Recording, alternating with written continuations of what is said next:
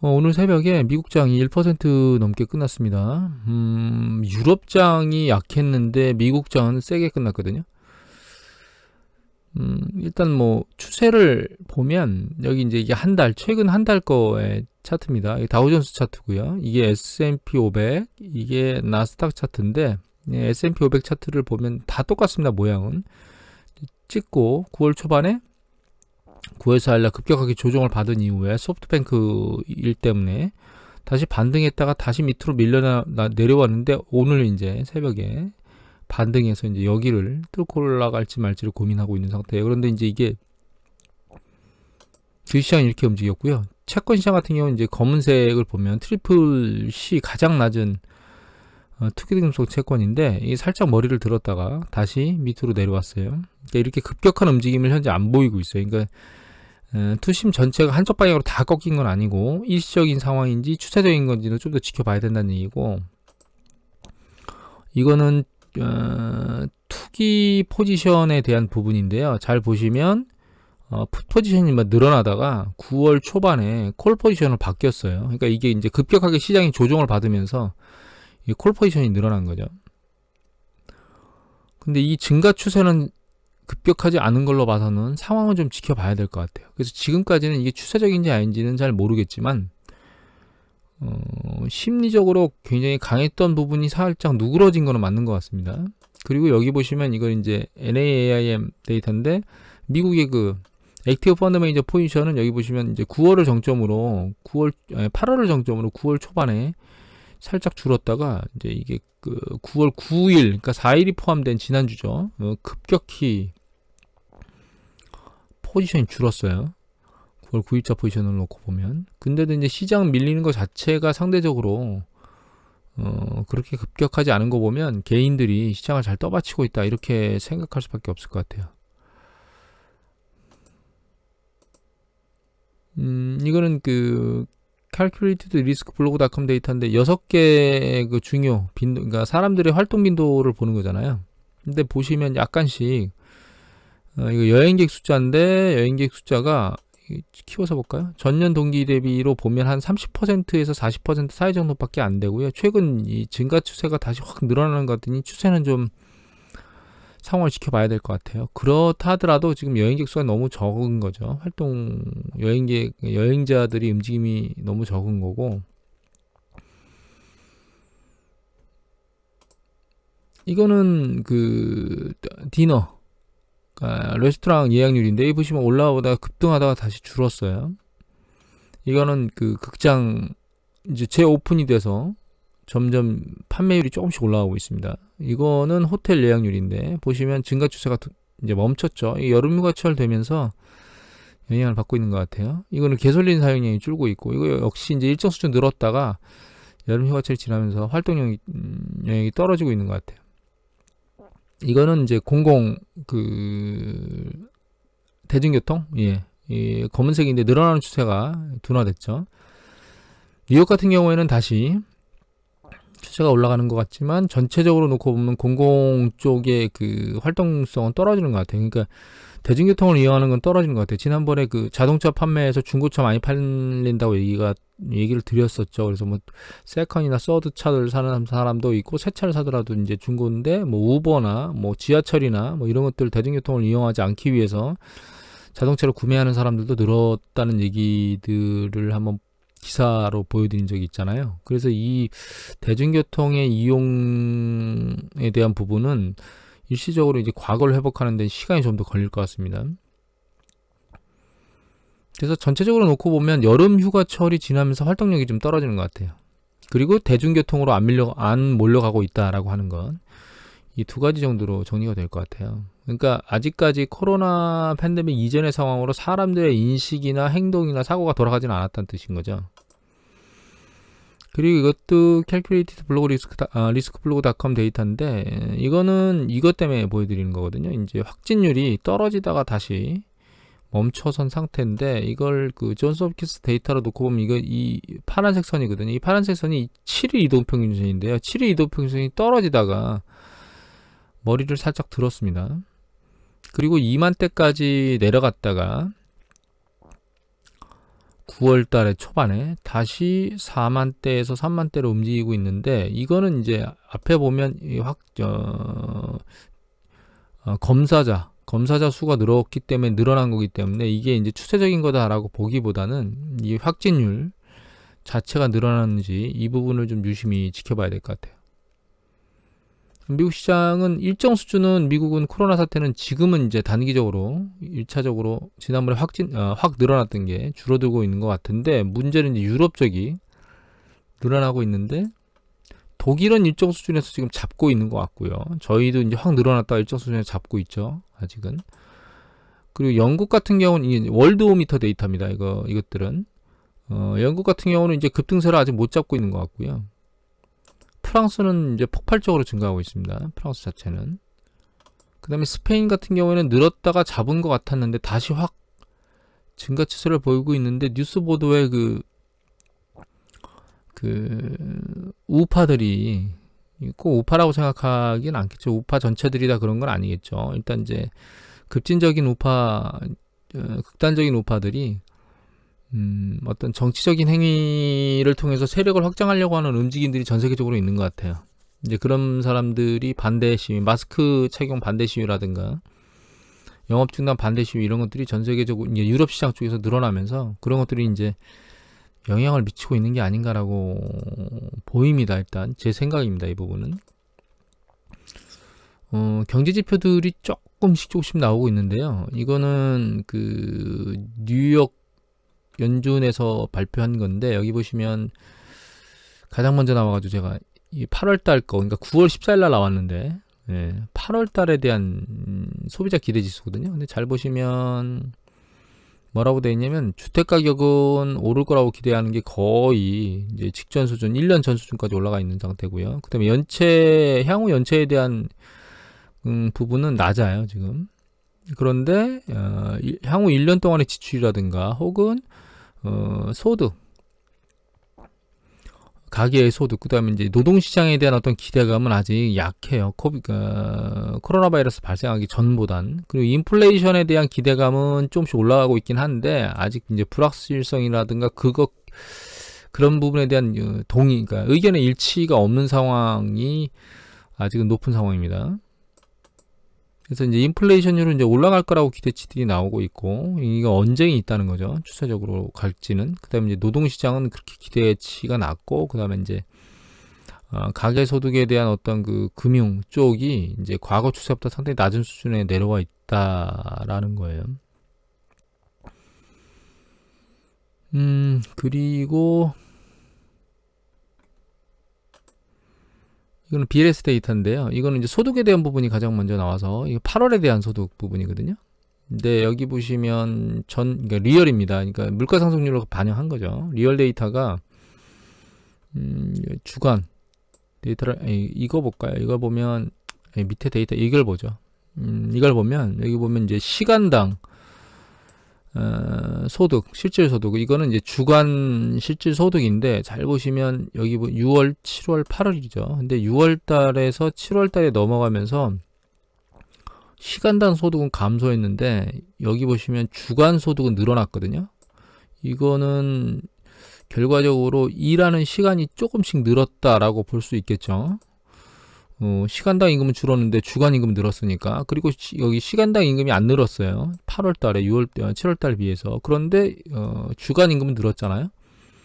그러니까 일하는 시간이 조금씩 늘어나고 있다라고. 그러니까 고용에 대한 상황이 악화되는 과정, 그러니까 임금 차원에서 놓고 보면 악화된다기보다는 일정 수준 미약하지만 괜찮아지고 있다라고 우리가 해석을 할 수 있겠는데, 문제는 이제 피부로 여기 보면 그러니까 뉴욕 연준 같은 경우에 패턴으로 놓고 보면 아직 피부로 가계에서 느끼지는 못하고 있다, 이런 부분이라고 해석할 수 있을 것 같아요. 그렇게 해석된다면 가계가 지출에 대해서 이렇게 이제 소득이 급격하게 늘지 않는 상황에서 지출을 이제 급격하게 늘리려고 하는 의사를 보이지는 않겠죠. 그게 이제 미국이 가계 지출이 많은 부분을 차지하는 부분에 영향을 미칠 거다, 이렇게 판단을 해야 될 거라고 생각하고 있고요. 그 S&P 글로벌 데이터 뉴스 보던데요. 기사인데 여기 보시면 이제 시티은행이 3분기 보고서에 이제 경제가 이제 속도가 회복 속도가 느릴 거라고 생각을 하고 있고 그래서 이제 대손 충당금을 조금 더 쌓아야 된다 이렇게 얘기를 하고 있어요. 그러니까 그 은행업을 하고 있는 쪽에서는 이제 앞에 이제 은행업 쪽에 대한 데이터들을 어젠가요 보여드렸죠. 그 부실 대출이 늘어나고 있고 전 영역에서 다 늘어나고 있다. 그리고 이제 그거에 대한 그 향후에 대한 전망도 그렇다라고 하는 걸 보여드렸는데 그런 부분에서 이제 보수적인 입장으로 아직까지는 액션을 취하고 있는 것 같아요. 근데 이거는 경기 수축 국면이 된 이후에 한계 기업들이 추세적으로 이제 붕괴되는 패턴들을 보이기 때문에 이런 액션들은 이제 은행들이 보수적 액션들은 계속 가져갈 거기 때문에 크게 뭐 상황이 바뀌었다 이렇게 볼 수는 없지만 이 상황이 그 대출에 대한 그 심사 기준을 강화 추세로 유지할 수 있다라고 하는 부분 때문에 이 기사를 본 겁니다. 사실은 일단 추가 대손 충당금을 쌓아야 될 정도라고 예상을 한다면 그 대손 충당금이 일어나지 않도록 액션을 취해야 되니까 그리고 상당히 금리가 지금 낮은 상황에서 향후에 장기적으로 금리를 낮게 유지할 것이다라고 하는 게 뻔히 보이잖아요. 그런 상황에서 대출을 확대한다는 것은 결과적으로는 부실을 양산할 가능성이 높죠. 이익을 증가시킬 것보다 경제 상황이 상당히 이제 느리게 회복될 거라고 예상되면 그러면 이제 결과적으로는 대출 심사를 좀 강하게 할 수밖에 없다라는 겁니다. 사실 이제 경제 상황이 약간 미약하게 좋아지는 움직임들조차도 있지만 실제로 지금 주식시장에 바라는 거는 결과적으로는 두 가지일 거예요. 하나는 이제 경기부양책, 행정부에서 하는 것, 그 다음에 이제 연준에서 하는 통화 완화책인데 이건 이미 이제 보여드렸지만 여기 보시면 연준이 급격하게 매수한 뒤에 추가적으로 어떤 그 매수 액션에 대해서는 지금 거의 없는 상태예요. 그러니까 연준은 지금 지켜보기를 계속 하고 있는 상태고 립 서비스로 계속 긴축에 대한 부분은 상당히 늦게 할 것이다라고 시그널만 던지고 있는 상황이고요. 이건 KBS 뉴스 보도인데 보시면 이제 문우신 재무장관이 재정적자 걱정할 때 아니다. 추가 명책을 계속 촉구하고 있잖아요. 이게 우리나라도 마찬가지인데 근데 이제 통계로 보면 뭐 104인가 106 정도 간다고 내년이면 그런 얘기들을 하고 있죠. 그래서 미국에 대한 그 국가 부채에 대한 우려성들도 계속 얘기하고 있기 때문에 이게 행정부 쪽에서는 이 얘기를 하고 있지만 공화당 내에서도 반대를 하고 있는 사람들이 있는 것 같아요. 그래서 여기 보시면 문희신 장관은 그 경기 부양을 위한 여력이 충분하다고 주장하고 있지만 여기 보시면 최근 고용지표와 주택경기 개선을 근거로 추가 지출에 반대하는 일부 공화당 의원을 겨냥하는 것이라고 얘기되어 있죠. 결과적으로 이제 지금 경제가 굉장히 악화될 것이라고 예측됐던 게 상대적으로는 그 좋은 패턴으로 움직이는 것 때문에 자꾸 정부가 대규모로 경기부양책을 하면 안 된다라고 하는 것에 대해서 생각을 가지고 있는 공화당 의원들이 있다는 거죠. 그래서 정치적 행위들이 있기 때문에 항상 이게 처음에 급격하게 수축됐을 때는 위험 강도가 굉장히 올라가니까 심리적 강도가 그거를 막기 위해서 대규모로 한번 자금을 살포하긴 했는데 추가적 자금 살포에서 이 공화당 의원들이 반대하는 사람들이 있다는 거예요. 집권당임에도 불구하고 저희도 이제 대규모 복지를 전부 다 줄 것이냐 아니면 선택적으로 할 것이냐라고 하는 부분에서 언쟁이 있었죠. 그래서 선택적 복지로 갔는데 여기도 마찬가지라는 겁니다. 그래서 사실은 대선에서 바이든이 되느냐 또 중요하지만 이제 상원 이제 지금 하원은 저희가 그 민주당이 점유하고 있고 상원은 공화당이 점유하고 있는데 상하원을 동시에 민주당이 점유할 수 있게 될 것이냐가 훨씬 더 중요한 요건인 것 같아요. 그래서 바이든이 정책을 할 때마다 딴지를 걸지 않는 그런 패턴의 정책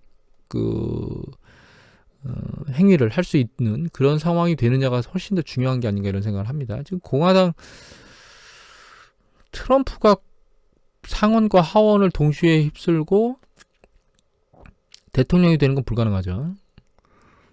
이제 바이든 같은 경우는 바이든이 대통령이 되고 민주당이 그 다음에 상원만 장악하면 되기 때문에 만약에 그렇게 된다 그러면 그러니까 주식시장에는 굉장히 좋은 액션일 것 같아요. 제가 보기엔 악재보다는 호재일 거라고 생각하고 있는데, 이제 일단 경기부양책이 지금 현재 공화당에서 생각하고 있는 것보다 대규모 경기부양책을 생각하고 있기 때문에, 행정부에서 그렇게 대규모 경기부양책을 뽑고, 그 다음에 그 하원은 장악하고 있으니까요. 상원만 장악이 된다 그러면, 속도가 굉장히 빠를 것 같아요. 그러면 그 주식시장에 유동성 분양을 다시 한번 시킬 수 있는 그런 모멘텀이 되지 않을까 생각을 합니다. 이건 동아일보 기사인데요. 정부가 1억 원 이상 고액대출에 신용대출 조인다 그랬어요. 그래서 이제 제가 그 신용자 잔고 대출이나 이런 것들이 계속 이렇게 놔두면 안 된다, 좀 그래도 정부에서 손을 대야 된다 말씀을 드렸는데, 아직까지는 주식시장에 이제 전반적인 액션을 취한 건 아니고, 여기 보시면 금융기관의 얘기가 다 은행이거든요. 은행들 쪽의 얘기들을 하고 있고, 그 다음에 일단은 1억 초과 이하인 소액대출에 대해서는 열어뒀는데, 이 소액대출 사실은 어디로 가는지 모르거든요. 주식이 몇 천만 원대인데 이게 주식으로 가는 건지 아니면 뭐 생활비에 쓰는 건지 사업비용에 쓰는 건지 모르기 때문에, 다만 일단 정부에서 무엇인가 액션을 취하기 시작했다라고 하는 것, 이 부분은 향후에 이제 추가적 액션이 있을 수 있다는 부분을 생각을 해봐야 될 것 같고, 잠깐 지나가는 걸로, 이거 어떻게 발음해야 되는지 모르겠습니다. 하여튼 여기서 이제 금값에 대한 향후 예측인데요. 예, 이쪽에서 발표한 데이터고, 여기는 월드뱅크, 세계은행하고 ISA에서 향후에 대한 금 예측치를 했는데, 금값이 이제 정점을 치고 내려올 거라고 일단 추세를 얘기하고 있습니다. 이건 대충치를 한 거기 때문에 꼭 이렇다라고 할 수는 없지만, 금값 자체는 상승 추세를 보고 있지는 않아요. 이거는 유가인데요. 유가는 보시면 브렌트입니다. 밑에는 WTI도 있는데 똑같다고 생각하시면 됩니다. EIA나 OECD나 여기 그러니까 유럽 협의회나 혹은 IMF 이런 쪽에서 본 거 보면, 이제 일단은 유럽 쪽에서 본 것 말고는 이 저점이 붕괴돼서 밑으로 내려갈 거라고 예측하는 곳은 없어요. 이걸 완전히 제외할 수는 없지만 추세적으로 내년의 경기가 올해만큼 그렇게 급격한 충격이 없다 그러면 유가는 바닥을 찍었다고 봐야 되겠죠. 물론 이게 단기적으로 움직이는, 이게 지금 상황에서 이게 추세적으로 저거는 이제 긴 추세에서만 찍은 거기 때문에, 여기 유가를 보면 지금 37달러대로 급락했거든요. 그래서 이제 최근 1년치를 보면 이렇게 됐죠. 근데 얘가 그 추세적으로 밑으로 계속 내려가기보다는 이제 향후 내년이 되면 이제 추세적으로 머리를 좀씩 들거나 아니면 옆으로 횡보하거나 두 가지 중에 하나의 액션을 취하지 않을까. 저는 사실 그렇게 생각하고 있습니다. 시장이요, 매번 조심스럽다는 말씀을 드리는데, 이 추세적 조정 국면이 어떻게 될지는 지금으로서는 단기적으로 판단하기가 굉장히 어렵죠. 다만 제가 생각하고 있는 거는, 경제지표가 발표되긴 발표되는데, 이 뉴욕 연준에 대해서 나오는 소비자 심리 지수나 혹은 소득에 대해서 나오는 지표나 3, 4월 달 요럴 때 락다운 돼 가지고 급격히 수축됐던 것들이 5월, 6월, 7월, 8월, 이제 5월, 6월, 7월 이렇게 쭉 경제를 재개하면서 급격하게 좋아지는 패턴들을 보였는데, 이제 8월, 9월, 10월 이렇게 되는 과정에서는 이 속도가 굉장히 과거에 봤던 그런 속도만큼 전월 대비 증가하는 추세가 빠르진 않을 거라는 게 제 생각인 거거든요. 그런 상황들이 투자 시장에 어떻게 미칠지에 대한 부분들이 향후의 추세를 결정할 거라고 저는 개인적으로 생각하고 있습니다. 근데 이제 여기에 추세에 기름을 부을 게 결과적으로는 이제 행정부의 액션이거나 혹은 중앙은행의 액션일 건데, 중앙은행의 액션은 립서비스를 계속 긴축을 한참 나중에 할 거고, 이제 유동성을 계속 시장에다가 이제 유동성에 대한 추가 공급은 가능할 것이다라고 하는 시그널만 던지고 있고, 액션은 안 하고 있고, 이 액션은 결과적으로는 시장이 급격하게 움직였을 때 할 거라는 게 이제 제 생각이고요. 그나마 가장 빨리 될 수 있는 게 이 행정부 액션인데, 이 행정부 액션도 이미 얘기 드렸지만 정치적 행위 때문에 빨리 액션이 안 되고 있는 거고, 가장 빨리 시장에 축포를 터뜨릴 수 있는 어떤 액션은 결과적으로는 바이든이 대통령이 되고 그 다음에 상원까지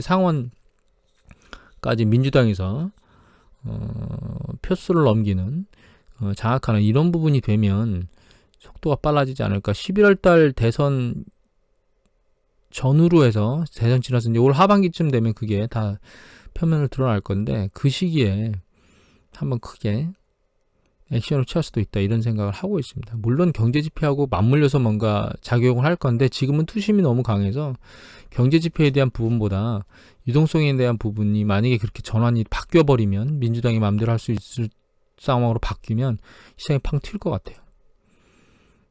일단 오늘은 이것으로 마치도록 하겠습니다. 감사합니다.